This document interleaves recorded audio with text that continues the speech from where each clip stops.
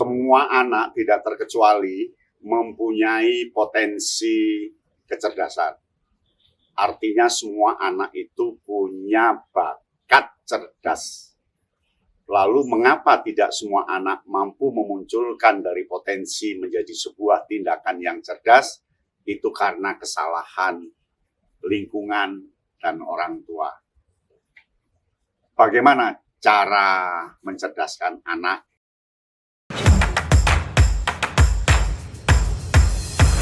Audio Jungle. Wabarakatuh, salam kaya no bintang. Semua anak itu punya bakat cerdas, semua anak itu punya potensi cerdas. Tetapi tidak semua potensi cerdas itu mampu muncul dengan bagus dalam bentuk kecerdasan yang bisa dilihat akibat tidak ada pengaruh positif dari lingkungan, dari orang tua, atau siapapun terhadap anak itu. Mengapa? Karena kecerdasan itu bawaan dari lahir yang punya simpul, dan simpul itu akan terus mereaksi menjadi sebuah kecerdasan ketika ada stimulus yang datang pada dirinya. Oleh karena itu, bagaimana agar orang tua mampu membuat anaknya cerdas? Berilah perhatian dan stimulus. Seperti apa? Nah, anak itu bisa cerdas dan unggul. Kita lihat ya, dari fase balita, bawah 5 tahun, 0 sampai 5 tahun ya. Yang pertama, berikan kasih sayang dan perhatian penuh.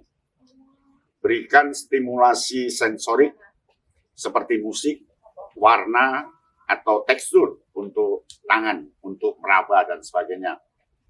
Yang ketiga, beri kesempatan membaca buku atau cerita bersama atau dongeng dari orang tua. Yang keempat, ajak bermain edukatif seperti puzzle, blok, atau di lapangan, menghitung tanaman yang dia lihat, dan seterusnya. Nah, yang kelima, mengembangkan kemampuan motorik, berjalan dan berlari. Itu yang paling penting untuk anak balita. Lalu fase 6-12 tahun, membangun kepercayaan diri dengan pujian.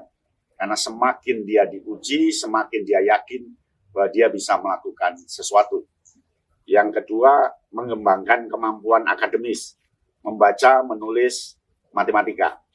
Yang ketiga, mendorong kreativitas, menggambar, menulis cerita, membuat patung, menata batu, patung dari pasir, dan seterusnya. Kemudian yang keempat, mengajarkan disiplin dan tanggung jawab lewat pembiasaan-pembiasaan yang sempurna dan positif.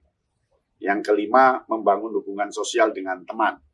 Beri ruang, beri kesempatan untuk berteman. Fase 13-18 tahun, mengembangkan kemampuan kritis dan analitis. Kemudian mendorong minat dan bakat, mengajarkan manajemen waktu dan prioritas, membangun kepercayaan diri dan independensi. Yang kelima, mengembangkan kemampuan komunikasi efektif.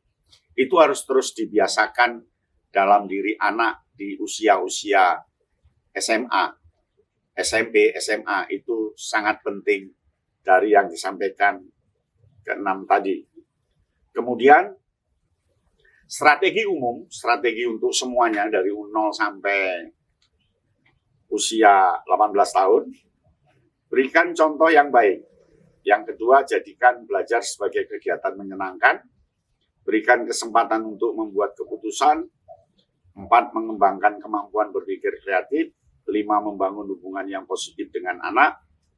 6, mengawasi dan mendukung perkembangan anak. 7, memberikan penghargaan dan motivasi. 8, mengajarkan nilai-nilai moral dan etika. Kemudian, jangan lupa strategi kesehatan, karena anak yang sehat, dia pasti akan cerdas dan unggul.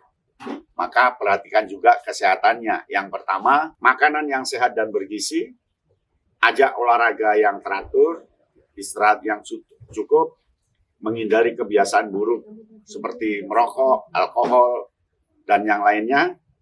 Dan kelima, mengelola stres dengan baik. Kalau itu semua dilakukan, niscaya anak kita cerdas dan unggul. Itu semua adalah stimulus-stimulus positif yang akan memandaikan anak. Demikian ya. Salam Kayang Bintang.